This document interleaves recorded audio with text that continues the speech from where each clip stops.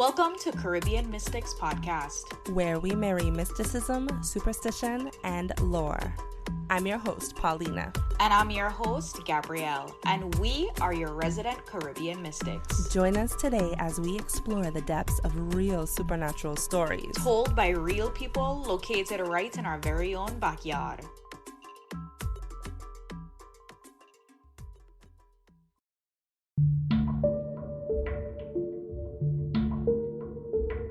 In the early 2000s, Greg is a bartender at the infamous Duffy's Love Shack on the island of St. Thomas.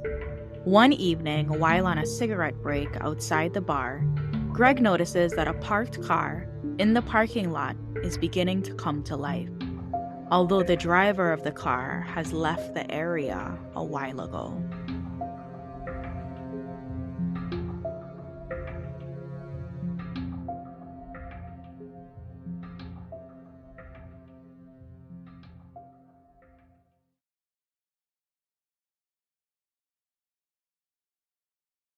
My name is Greg Fusco. I'm originally from Ohio. I currently live in Brooklyn and have mainly been in New York for most of my adult life, besides a little bit of time I spent in the Caribbean.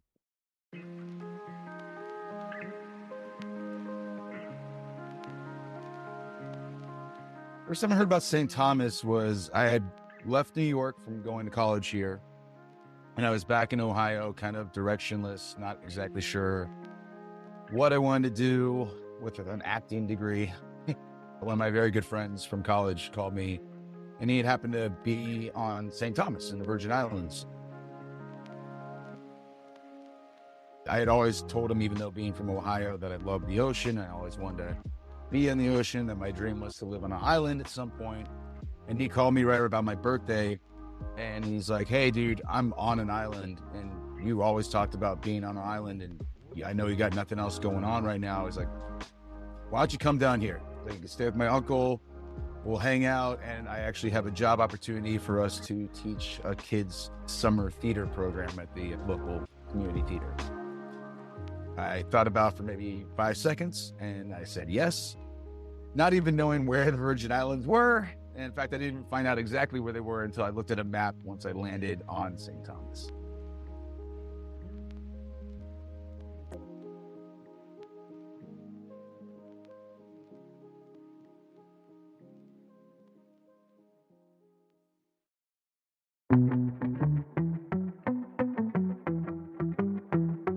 It was hot. It was hot and it was humid. Just getting off that plane onto the tarmac, it hits you. But then I walked in the airport and somebody handed me a small little cup of rum. I drank that and I looked around at my surroundings and I saw the mountains and the greenery and the palm trees and the ocean. And I just knew that I had landed somewhere very unique and very special, and somewhere that I was really kind of meant to be at some point. So after I landed on St. Thomas, I actually took a cab out to a bar called Jack's. And that's where my friend was actually working at the time. The mosquitoes start coming out everywhere and biting me like crazy. It's already humid, it was hot. And then finally the other bartender comes over and he's like, "Hey dude, take this." And he put gin onto a paper towel. And I'm like, "What am I supposed to do with this?" And he looks at me and he goes, "Rub that on your legs, wait a few minutes, and it's going to get rid of the mosquitoes. It's like a local bug spray." I'm like, "All right." I did that, and the mosquitoes stopped biting me. I was just completely amazed. I'm learning my first lesson in bartending, which eventually becomes something that I do for a living.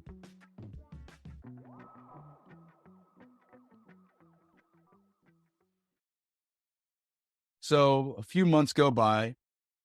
I had taken on a bunch of odd jobs because, incidentally, the theater job just didn't quite work out. I'm in Red Hook on the other side of the island, and I'm working at Duffy's Love Shack. Duffy's Love Shack is a major tourist bar, wild place. They have songs that go with some of the drinks. Every drink comes in a special cup, whether it's a monkey or a shark or a mermaid or a giant fishbowl. It's in the middle of a parking lot. It literally is a shack. They don't lie about that. Tables that have to go out into the parking lot actually take up literal parking spaces during the nighttime, and they get pulled back in so people can park there during the day. It's right across from a plaza where there's extra bars, a surf shop, a pharmacy. I believe a Subway was still there at the time. So there's this normal night, not the busiest night in the world, and I'm putting out the tables. Sun's starting to go down, checking in even with my friends across the street at the surf shop, seeing who's working in there. My friend Alyssa was there, so I was waving to her. Later on the night, business is in full swing. Got a good amount of tables. It's looking like, we're gonna be pretty busy tonight. I find little rooms, and I decide I'm gonna go have a quick smoke. There's only one place we're allowed to do it at Duffy's, basically, and it's around the corner by the bathroom. Between two very nasty things, a very nasty bathroom and a very nasty dumpster, and I'm smoking a very nasty cigarette. I'm just kind of watching the night go by and see people rolling up and parking in the parking lot. And then that's when I see this one particular car. This one car, I don't know why it stuck out to me, but I'm watching it park, and it's an old island beater car, probably from the 80s, a sedan, rusted out, planky, typical island car. Pulls up, guy gets out. Well, slightly older gentleman. It looked like a West Indian gentleman as well. He's wearing what looks like a chef's uniform or a cook's uniform of some sort.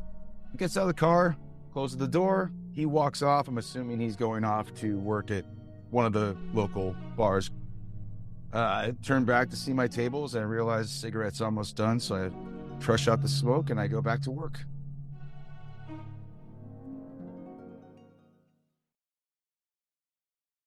I'm back at my tables. I'm taking orders. I'm dropping off food. I'm dropping off drinks. And there's some people looking out the parking lot now. And somebody notices that the car has some smoke coming out of the front of it. And it looks a little bit odd because that car has been sitting there for at least a couple hours, completely dormant, untouched, but it's smoking now. So we're all kind of watching it a little bit, keeping an eye on this car, and trying to theorize why there's smoke coming out of the hood. But it doesn't seem like a really big deal. And then all of a sudden, the car starts to catch on fire.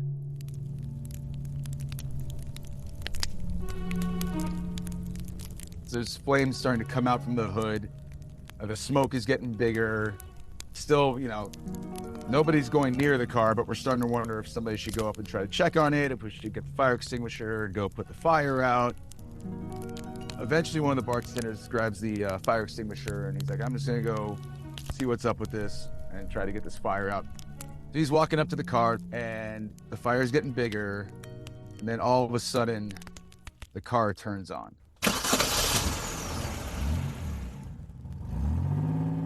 Bartender kind of jumps back for a second. I mean, he's trying to check inside, see if there's somebody in there, see if there's keys in the ignition. Tries to open the door, like, this car is on fire, and now it's turned on, and nobody really knows what exactly to do, but we're all kind of like, what's going to happen next? All of a sudden, the reverse lights for the car come on. It's shifted into reverse. And it starts backing up towards the bathrooms, towards the bar, towards Duffy's Love Shack. Most of the tourist and customer tables are kind of further on the other side of the Love Shack. But us, the bar, you get a direct view of this car. It was right there. People at the bar, I and the bartenders and the cooks, we notice, and then people sitting at the bar next to us start noticing. And before you know it, everybody's kind of on their feet. The bartender is trying to follow it and spray it with the fire extinguisher, trying to get this fire out. But the car is relentless, and it just keeps getting closer to these bathrooms and to this bar, basically to where I was out having a cigarette before. We're not going to be able to stop a moving car, and it could actually crash into Duffy's Love Shack. And it gets closer, and it gets closer, and then all of a sudden it stops. and it shifts into forward. The reverse lights go off. The car kind of shudders and shakes a minute, and then it starts driving just as slowly forward and forward, right towards the plaza, and incidentally right towards the surf shop where my friend's working. That is basically a giant window. So we're following it. The bartender going still right alongside it, trying to get the fire out. The fire's not going out. The car is still driving forward. Every once in a while it stops. It shifts back to reverse, backs up a couple feet. It stops, shifts back to drive, goes forward a couple feet. Kind of doesn't seem like it knows what it wants to do, but it also seems like it wants to do something. It's taking out a bit of a personality. We realized that we have to call the fire department because this could be a really, really big problem if we don't.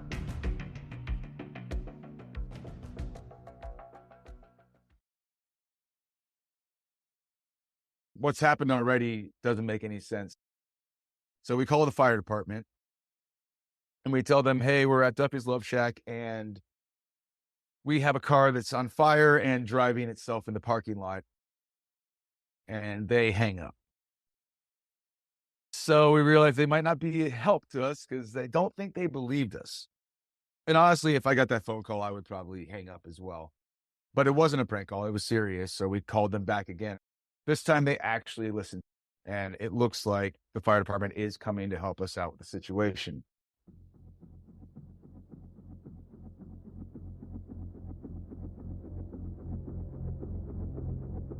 Car, it's going back and forth, back and forth, back and forth, kind of like trying to make up its mind as to which business it wants to destroy. The customers have clearly taken notice. To most of us, we're just kind of thinking this car might be haunted. So it eventually starts making more progress driving forward than it does backwards, and it seems like it's maybe made up its mind. The problem with that is that driving forwards is the surf shop, and it's a giant window. And if the car can get to that window, it can go right through it and right into that shop. I look over, I see my friend Alyssa and her coworkers that are in the shop have now gathered by the window and are watching from inside.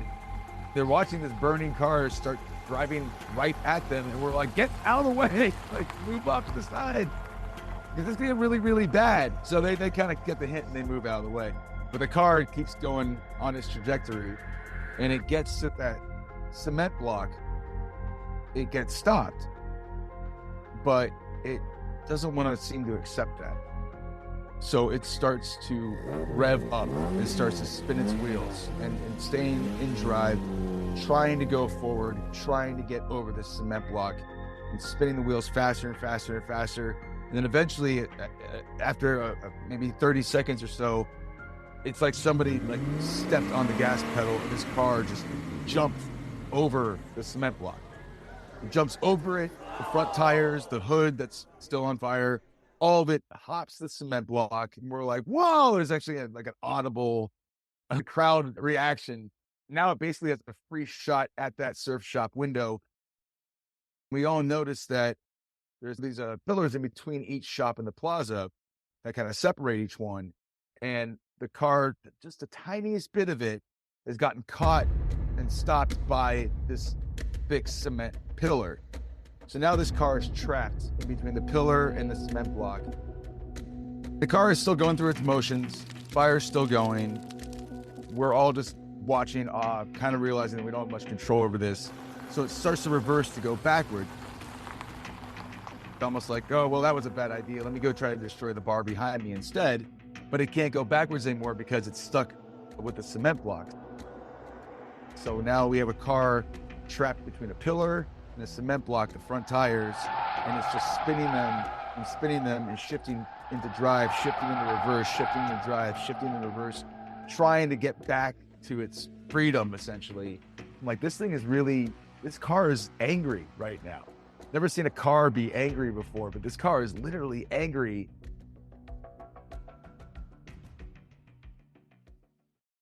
The car kind of gives up eventually, and bartender gets up there and we get the fire out and we get the hood open and it seems like it turns back off. Engine stops running, wheels stop spinning. We're looking at this car is finally decided to stop. I'm standing there along with most of my customers and my coworkers and everybody from every other business in the plaza, watching this smoking shell of what seems to have been a haunted car. The smoke stops. The crowd kind of calms down and sort of realizes that maybe it's time to go back to our tables. Maybe it's time to go grab our drinks because we could all use one. Everybody decides, let's go back and get back to, we're just going to get back to service. Get back to trying to sort of forget what we all saw, and or at least for the time being. And let's get back to having a good night and having a little bit of a party like they usually do at Duffy's. I don't think anybody was quite processing the entire situation yet, but it still was a night. There's still food on tables. There's still drinks waiting to be drunk. I can go check on my tables. Obviously, everyone's kind of like, does this happen a lot around here? Like, no, trust me. It's up first for, I'm pretty sure, everyone involved.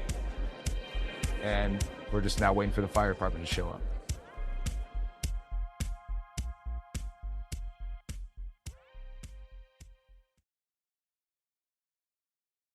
It's not that long after they do show up, and the bartender's like, let's go over with the manager. Let's go look at this car. We'll explain to you as best we can what happened here. And they agree to go over and look at it. They see maybe there was a little bit of a fire, but generally they're looking at us very, very skeptically, kind of like, you took us out here. We could be doing something different tonight. This seems like a bunch of lies, and we're all just trying to insist, can you at least help us get this car out of the parking lot?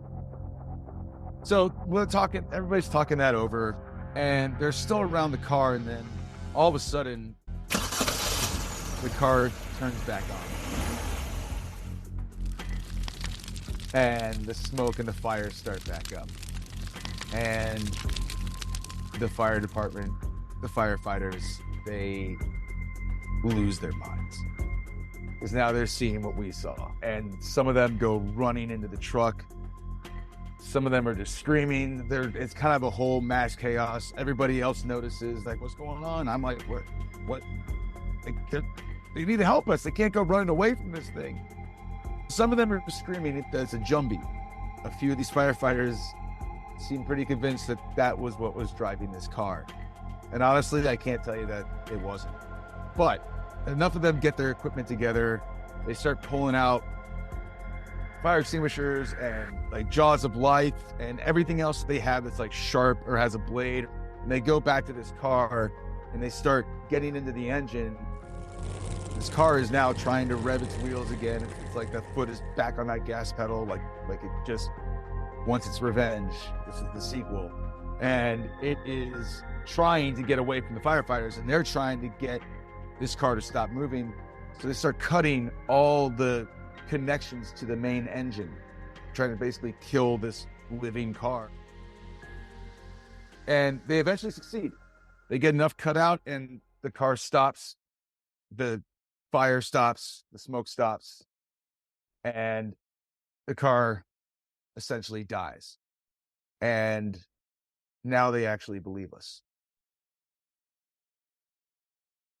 So they start working on getting a tow truck out to the parking lot to get this car pulled out.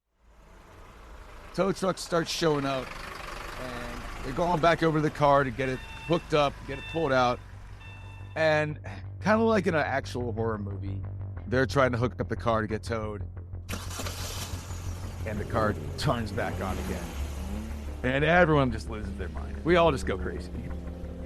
There's all sorts of different reactions going on in the fire department, the tow truck guy. Everyone's just out of their minds right now because there's no way this could happen again. This car did want its final classic horror movie moment.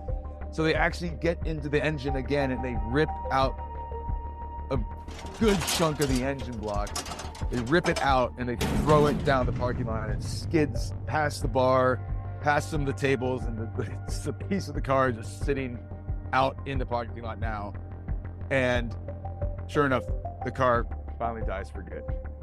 They hook it up in the tow truck, they pull it back over that cement block, and the car gets towed off into the night.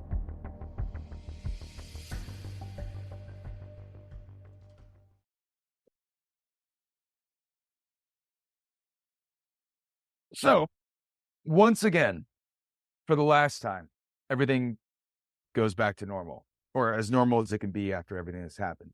The night's kind of wrapping up. I'm collecting my last checks. I go back out for another smoke. I'm looking at where that car was and how completely crazy the whole night's been.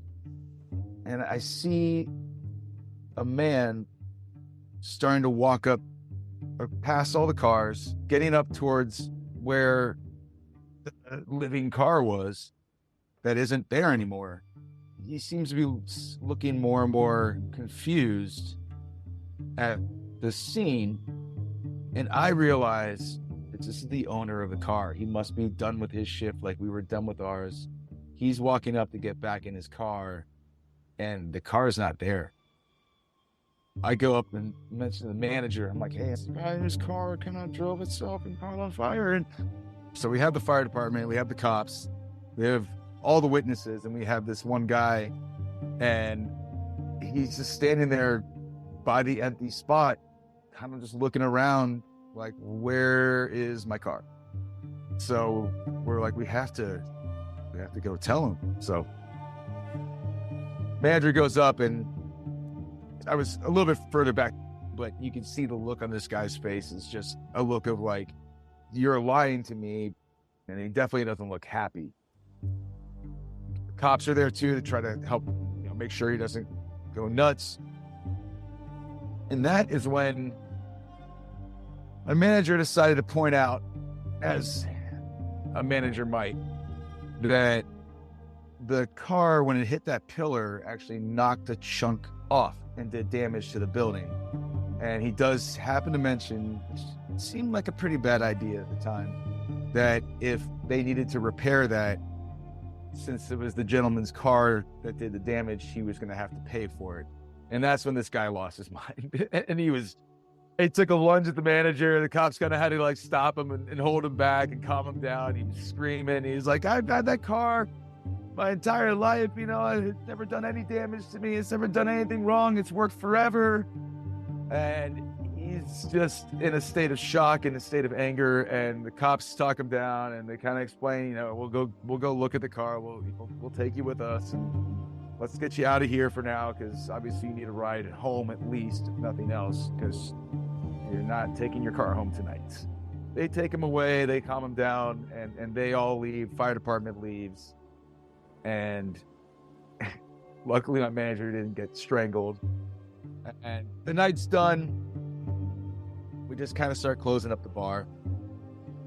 And at the end of the night, one of my last remaining tables pulls me aside, like, hey, just in case you didn't notice, right when all that started, the Ghostbusters theme song was playing. And it was like, wow, did not pick up on that. But now I think about it, that's actually what was happening. It just adds one little extra level to everything that went down, and it just makes it all kind of tied up in a weird, confusing, mystical package when it's all said and done.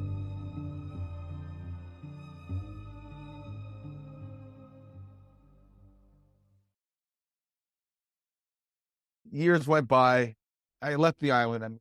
I moved back to Brooklyn. I'm kind of getting my life set up, and I decided to go back and visit my friends. I go down with one of my buddies. We're sitting at a bar, and I'm telling him the story, and he's looking at me like, "Come on, that didn't actually happen, dude. Like you don't have to make stuff up, man. This place is cool. Like you don't have to make it cooler just by telling me it's all a haunted car drive itself into a building." I'm like, "All right, fine. You don't believe me? Let's go take a walk." We're in Red Hook already, just a few bars down from Duffy's. We walk over to the parking lot, to that parking spot. And sure enough, the damage that car did to the building, that chunk is still missing from that pillar. And I'm like, look, there's the evidence. That's where that car smashed into there. It's been repaired now, but every time I go down, I tell the story again. That's the damage that car did. And everything I told you doesn't sound real, but it's all absolutely true.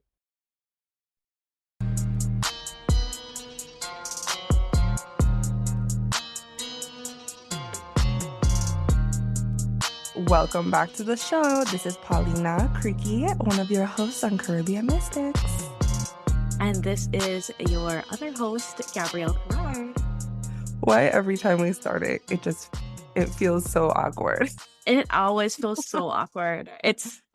But then when we get into it, I feel like we get really comfortable. But in the beginning, it's like foreplay. And then It is. Yeah. Well, 'tis the spooky season, you guys. We are getting closer and closer to Halloween in our final episode. As you can see, I have decorated my living room. And for those that can't see, I'm going to put a little TikTok tour because I've been wanting to. Yeah, it's super cute. We'll put it up on our Instagram too. Her background is like very adorable, and there's like cobwebs and things. Not real cobwebs, because she did keep a house clean. She's from the Caribbean, but cobwebs nonetheless. Yep. Synthetic. As I was removing the real ones, I put fake ones up. So I'm sure the spiders love that. And just had to have a little magic too. So oh, I love this. You guys can't see it, but she has a wand in her hand. Mm-hmm. Just lit the candles behind me with it because, we're Caribbean witches. That's what we do. Oh, yeah. Oh, yeah. Speaking of magic and witches, I found this episode to be really interesting. Paulina actually got this episode. So y'all remember that infamous Facebook post where Paulina was here scouring the VI Facebook streets looking for paranormal encounters on the island. This was one of those that came forward. And so we were able to get that because of Paulina's status. Essentially. I guess so. I don't know, but that thread became super popular and we scoured so many stories from that. So I'm really excited. I think once a year I've done it. I've done it twice. And it was like once a year and it always gets like such a big response. Now I just need to do it on other islands' pages. And I'm always so hesitant because I don't know the vibe of like everything Trini page. You know what I mean? Like I go on there like tiptoeing like, is this okay to post? Kind of thing. But I would say I'll help you write that post. Okay. Sounds good. Yeah. Because I've tried and sometimes you get, there's a large Christian population in some of these islands and they are not very responsive to something that is of the quote unquote devil's work. But this story, Greg, he was such a great storyteller and super funny. He's an actor, so you could hear it in his voice, just the enthusiasm. Yeah, and I could animation. And I could so visualize this, the way he's like, I came down on island and I went to Red Hook and went East End. And in my head, I'm like, yeah, that sounds about right. Yep. And for those that don't know what we're talking about, in St. Thomas, East End of the island, Red Hook is mainly like hubs of lots of bars, tourists. It's actually the most trafficked area on the island. It doesn't seem like it, but it is because there's also a marina there and a harbor. So there's people coming in from the yachts, the boats, traveling to St. John because that's where the St. John ferry is. There's schools, Tortola. There's schools there. So there's a lot of like hustle and bustle, but it's mainly an eclectic group of bars. And a lot of those bars are employed by a lot of people that move down to the Caribbean and either stay there long term or they're just there for a short while. And Duffy's Love Shack in particular he's not lying. It's definitely a wild spot. And I know like we're a few years apart, Gabby, but growing up, that place was like the only place to go as a kid to party and get wild. No, even during my high school years and early college, it was like you go to Duffy's on a Wednesday night. It was like ladies' night Wednesday nights. And it was always such a vibe, but you do run into like a lot of different people. So, and I feel like at that point in time, it was a good mixture between like locals and then people who weren't And from there. tourists, yeah. Yeah. And so Tourists you and ended, people that weren't from there, yeah. correct. So you ended up meeting a lot of interesting people, and I always had great times at Duffy's. But the energy of it is definitely um it's different. It's different energy Yeah. than going to other places. And, you know, when I was listening to this story, one of the things that I thought about is I find it to be really ironic because when you think of Red Hook, you think of it as like a drinking spot. Yeah. And it could be good drinking, Kinda like, is, yeah. yeah, it could be good drinking, like, ha ha, hee hee. But it also has a reputation for sure of people getting like belligerently drunk and that being the origination point of a lot of like accidents on the Yeah. island. Because 100%. yeah, you'll have a lot of people. So the drinking age in the Virgin Islands is 18. And so you'll have a lot of people come from the States on like college break or bachelorette parties. And, you know, they've never had unmitigated access to alcohol. And so people get really crazy. And the reason I actually got into that is because I feel like I spoke about this before years ago in season 1. But it's not lost on me the effect that alcohol, otherwise known as spirits, tend to have, and how you know, when you are indulging in alcohol, not only does it inhibit certain capabilities within like reasoning and even like motor control, but I also think it inhibits our humanness and it allows for more spiritness to take place. And I think that for some people it makes them extra sensitive and vulnerable to energies in the area. And I think that more than one person, when a group of people are engaging with alcohol, it creates a collective energy of spirits and spiritness for sure.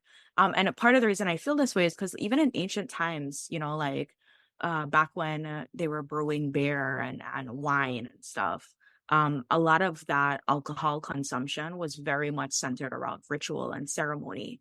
Um, and so I think that there's a reason why alcohol has been used so extensively in like witchcraft and you know, occult practices. Ritual. Hmm. Yeah. Yeah. Yeah, wine, even just to take like a sip. That's interesting. I never thought of that perspective before. I think you But said that years ago when I said it too. That's why you guys I see you guess probably I'm don't listen truthful. to me.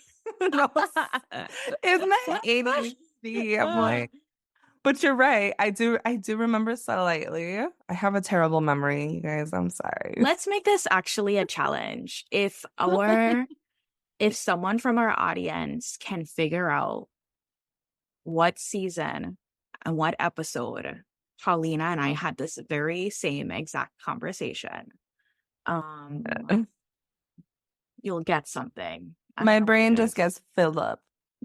I'm like a computer that's like only got like 6 GB of memory. Girl, you're like a whole mother to like human beings, okay? You get like a pass 10 times over. Ay, ay, ay. But I like that perspective because that place is definitely wild. That was the first place I got drunk in public, I remember. And I'm glad you brought out the drinking age because a lot of people forget. They're like, but isn't this the US? Yes, but no, because it's so different. So people We're are like more Caribbean than anything. definitely, definitely. And people are like, but aren't you a US citizen? Aren't you American? I'm like, this is so hard because where I grew up is not American at all. Like, first of all, we drive on the left side of the road. The drinking age is 18, which sounds like just a minor thing, but really it just lays out the path for the rest of your young adult life. Because when I went to the States to go to college at 21, I remember looking around at people drinking belligerently, and I was like, Yeah. I already did this. Yeah. Like, where are the 30 somethings? I And was like, I to feel be grown. and to be honest, like legally, alcohol is like, you know, you can have alcohol at 18. But I remember because my family is of French descent, and you know, in France, the wine culture is heavy. Yeah. Yeah, like you drink wine at the dinner table. And so I always had access. Like my parents never, I mean, they certainly weren't like, hey girl, like, you know, you want some Have Merlot a with your drink. pork chops? Yeah. Yeah. But they were always like, do you want to taste some? Or, you know, do you want a little cup with your whatever, whatever? And I quickly found that I actually didn't really care for the taste. So I don't know if it's in our favor because honestly, and I'll be the first to say it, and I don't know if I'm the first to say it. Like, I do think we have an alcohol problem in the Virgin Islands. And like yeah, you were saying with the accidents, I didn't know how not normal the kind of things that went on weren't until I moved to the States. And I was like, yeah, oh, it's not normal to drink and drive. We're over there, it's so lax. And yeah. You even the could like walk the bartenders, streets. You could walk the yeah. street with alcohol. Mm-hmm. Um, I remember going to the bar at 14, like yeah. 14 years old, and then they ask for your ID and they're like, no, but you have to wait till you're 16. So when you're Mhm. 16, then you could go to the bars. So just imagine a bunch of middle schoolers, early high Yeah, schoolers hanging out at a bar. It's awkward, but that's just like the culture we grew up in. yeah. I So, don't think that it does us a disservice though. Like yeah, I think that there is definitely a large part of the transplant population yeah. Hmm. that has a hard time with the Adjusting. accessibility. Yeah, and then alcohol is super cheap here. Mm. But I think for our local population, I don't think that we have as big of a drinking problem as you find in Yeah, the States, for sure. I see that. I mean, we definitely lime. We definitely get wild, especially during Carnival and Juve, okay? Like, Mhm. but Nine I times see out what you of mean. 10, yeah, 9 times out of 10, you look at our news articles and the people that are getting picked up for DUIs and, like hit and runs and stuff is like people from the States. Yeah. It's not, yeah, it's very rarely our own people, um, Yeah, I mean, getting caught up. it's like you said, it's such a stark difference from the States. You come down, you're like, there's this whole freedom and Mhm, relaxedness about it. But mhm. anyways, you got the picture of what Duffy's Love Shack is like. Yeah. Literally, this tiny shack on a parking lot. So you're surrounded by cars from the front to the back. So the way he described it is actually really important in the story because then you get a visual of what's going on with this car. And I mean, it's not a huge parking lot. The distance from where this car was parked to Duffy's is probably about like, what would you say, like 80 feet, maybe 50 Mhm, feet, mhm. just to give you a visual. Yeah, no, and it could have been a really dangerous situation. So one of the things that kept crossing my mind when I was listening to the erratic movements of the car. And by the way, guys, like I will not lie, this particular experience, it was really hard for me to find research because the first thing that came to mind was, oh, like it sounds like the car was like bewitched or something. Mm. Couldn't find anything using that terminology. So then I changed it and I was like, well, what about like ghosts driving cars? And I didn't find anything that checked out for this with this story because there was no human being in the car. The car was literally um on its own. But there was a guy on Reddit that made a really he said a really interesting story where someone else had asked about the likelihood of a ghost driving a vehicle.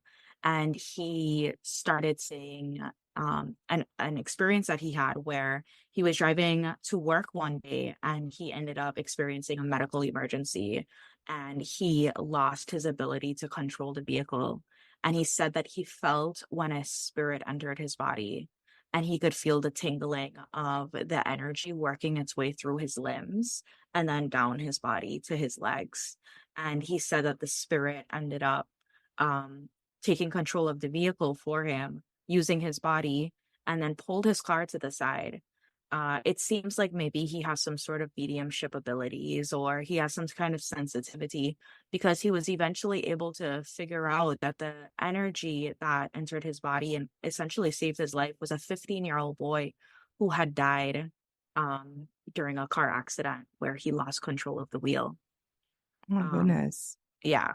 And I thought that was so interesting and also completely irrelevant to the story. But I was like, well, I gotta take them something because I'm coming to this essentially empty handed. But I Yeah. found that to be quite interesting. My perception of like Jumbies operating vehicles, I definitely believe that it's possible, but it's never been an instance that I've heard before. I've heard of like Jumbies being responsible for like cutting a brake cord under a car so someone can't brake. Like I've heard of instances of Jumbies kind of stepping out into the road and frazzling someone and then they get into a car accident.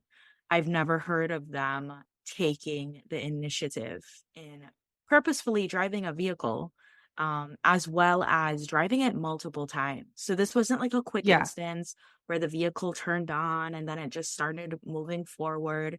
This It vehicle, shifted. yeah, and he described the car as like an island car. And a lot of those island cars are standard. They're not automatic. So it's not as easy as, you thinking like maybe the car had like an electrical issue. Just based off of the way that he spoke about the shifting of the gears. Mm-hmm. That was definitely a standard vehicle. And we know shifting gears in a standard vehicle takes mechanics and Mm-hmm. energy and force and stuff. So it just adds to the mystique of the story. Yeah, the way he described it, he said it was like it was from like the 80s or the 90s. Um, and so I was researching like what could be some actual like technical issues that could make a car, an old traditional gas-powered car, have the capability to turn itself on or drive. But honestly, all the research points to no, that cannot happen. They don't have that capability. The only thing close could be one, key fob issues. But this car, again, doubt it had a key fob because it was old school. But some of those key fobs, you press them twice and the car starts. Yeah, I think we can X that one out. Yeah, The no. remote, the remote start features. Yeah, that didn't come until the 2000s. Yeah. And I mean the key fob could accidentally start it or like not start it, but yeah, start it or lock it or unlock it. But I think it was open, they said, because they looked inside. Then a malfunctioning with the electrical system, electrical issues or glitches can lead to unexpected behavior in a car, like lights turning on or windows even rolling down. But again, you're shifting gears. Mm-hmm. Mm-hmm. And I don't even think there were power windows. Like, Yeah. if your windows were about to go down.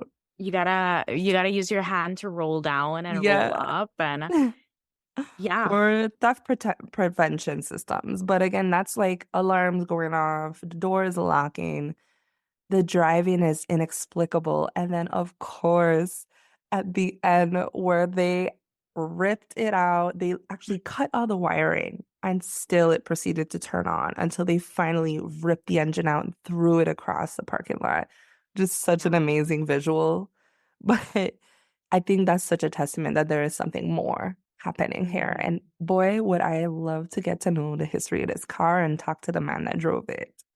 Yeah. And the way he spoke about the car and how angry he got and defensive he got, about, possibly having to be held accountable for the damage to the Mm. building. First of all, I'd have been upset too because I wasn't in the car. And Yeah. honestly, it would have been really hard for them to take him to court for that.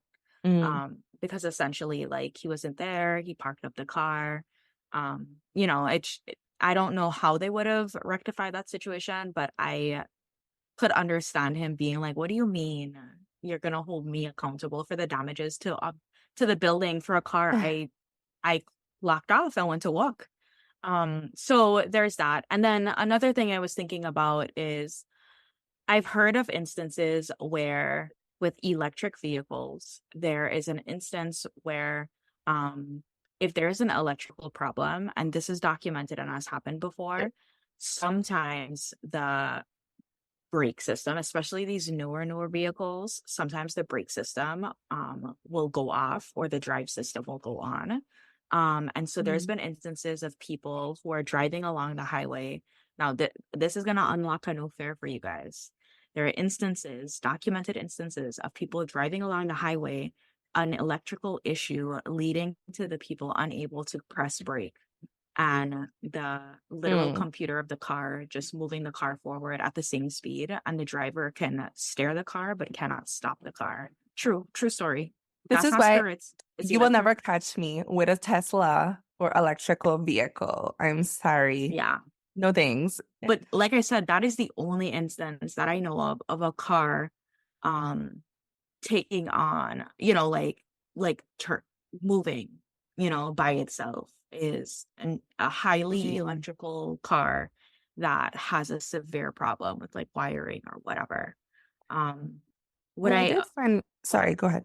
No, go ahead. I did find another ghost car story actually.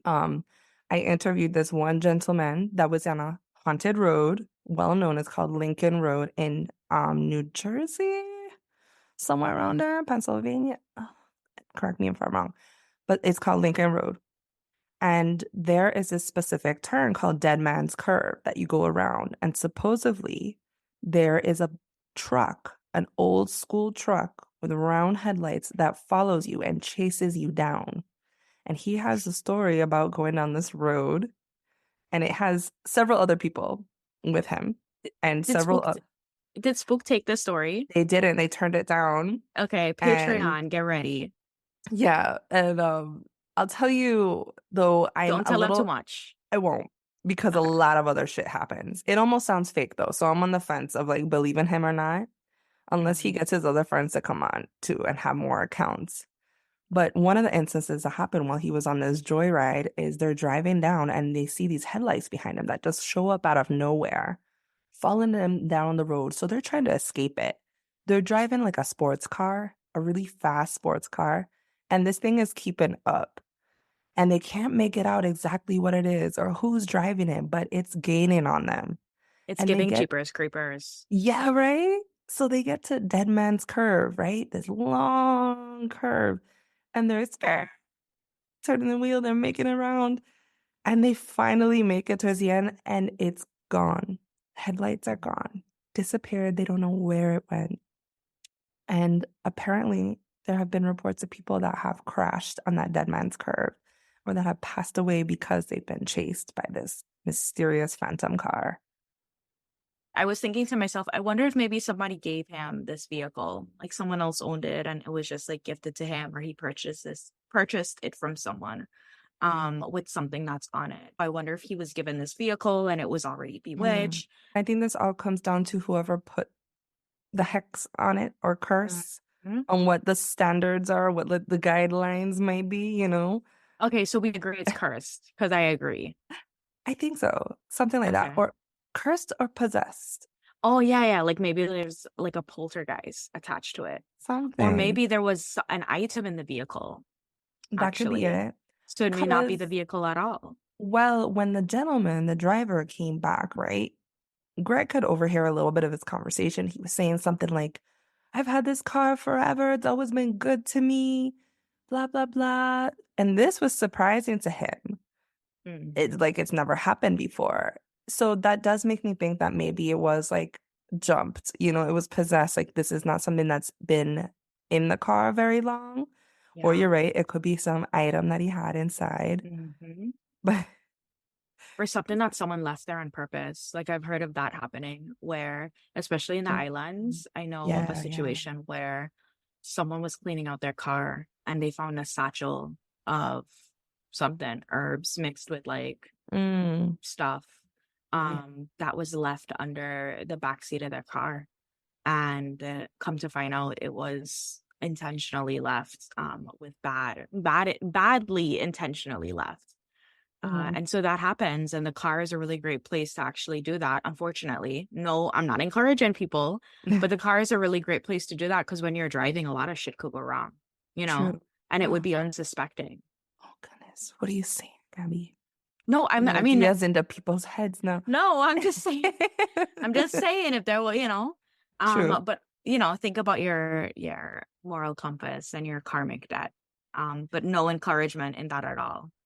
This is a little off topic, but it reminded me of this. I used to work for, I feel like I've had so many lives. At one point, I used to work for this minor celebrity as their assistant. She was on Real Ex-Wives of Rock. That was the show. Oh gosh, I hope she doesn't hear this because we're not on good terms at all. Anyways, it's nothing bad about her. Skip. So we're at her house and she's been complaining about like all these crazy things have been happening to her. Just like a whole swarm of bad luck, all this stuff. And she was cleaning her room one day and she comes out, she's like, look what I found under my bed. And I was like, what is that? It was like some weird picture of her with like a knife and some trinkets on it. She's like, I didn't put this there. I was like, and it was so I had to take her by a grain of salt though, because she's very eccentric, very Okay. extra. Not that I Mhm. think she would put it under her own bed, but it definitely looked suspicious, like some weird shit that somebody put under her bed, and she was freaking the F out. And so, That's crazy.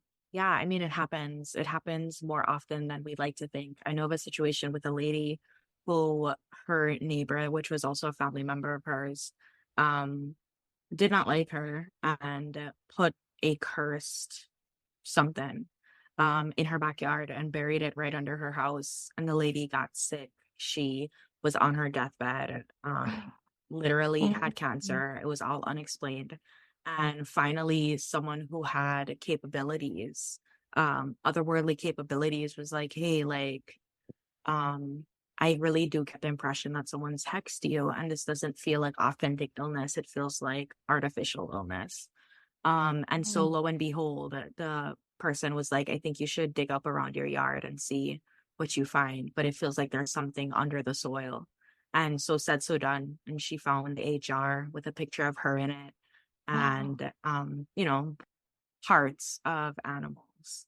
But essentially it was a hex and it was absolutely making her sick. And so, yeah, I definitely think that I'm going to double down. I think that the car was, in fact, inhabited by an entity, but I think the entity may have been attached not to the car, but to something that may have been left in the car, whether it be or the accidental or on location. purpose. Yeah. I Maybe don't not know the about the location. location. There's cars there all the time. Yeah.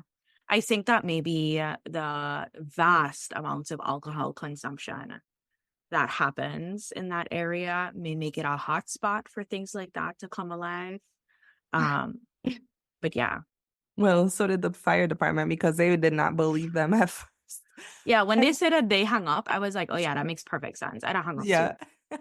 And then they come, and when they see it start, I could just imagine in my head, like several firemen running back to the car, like, that's a Now my Jumbie in son, there. Like, yeah, no. yeah, now my son, not me. Well, no, you didn't gotta go deal with it. Yep. And they wouldn't be wrong because I understand. And it's a unpredictable situation. A car is Mhm. moving, no one's inside, it's erratic and it could kill people. And they're lucky Mm. that people didn't die that night. So if we had to be serious about the topic, They're lucky it got stuck in between the pillar and the parking Yeah. curb. Yeah. Or maybe it was after someone in Caribbean surf, because that's where it was headed apparently. Right? I love how he describes it. Like it has a personality. Like it's Yeah. getting angry, like, and it started revving the wheels even faster to get in there, which is scary because that whole Caribbean Surf Company, it's just a giant glass window there too. That would have Yeah. definitely done some damage. Oh yeah. Yeah. But anyway, Greg, I am so grateful for this story. It is nice because we haven't gotten any Red Hook stories, but also this story is very out of the box and Mhm. is very far away from anything we've ever covered before. Also, I just wanted to say, I know last week I was just like, oh yeah, and Shane's gonna have another story. We changed last minute. You'll see Shane again next season for sure. But we remember that we have Greg's story and we really wanted this story to be included because it was so different. Um, we will see you next week for our last story of the season, and then Paulino and I will come back the following week one more time just to give you guys our sentiments of the season, do all of our I know we like to do. So definitely check in for that one. But next week is a banger, if I do say so myself. I would love it if you guys had any kind of questions about past stories for us, or you want to know conclusions from other people, anything at all, please send us a text because we're going to talk about all of that on the last season. We're going to answer all your questions. We're going to talk about some of our storytellers and their updates. Let us know, Absolutely. and we'll cover that topic. Yeah, we'd love to hear from you. And one more thing about next episode, because this is really important to me, is if you're a parent and you listen to our podcast with your children, I highly, highly, highly suggest that for next episode, you listen first and then determine if it is appropriate for your child. because Yeah. it covers a lot of heavy topics.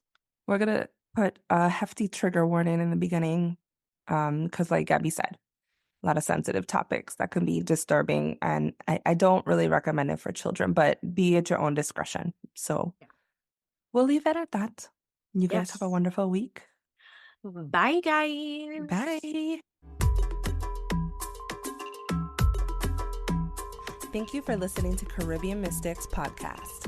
If you enjoyed the show, don't forget to share with your family and friends. Like, follow, and subscribe to keep up with all of our spooky Caribbean content. Do you have a story you'd like to share that took place in the Caribbean? Email us at CaribbeanMysticsPodcast@gmail.com. That's CaribbeanMysticsPodcast@gmail.com. Or check the show notes for more info. Caribbean Mystics is created and hosted by Paulina Creaky and Gabrielle Carrard. Theme song is Folktale Juve Riddim by Marcano.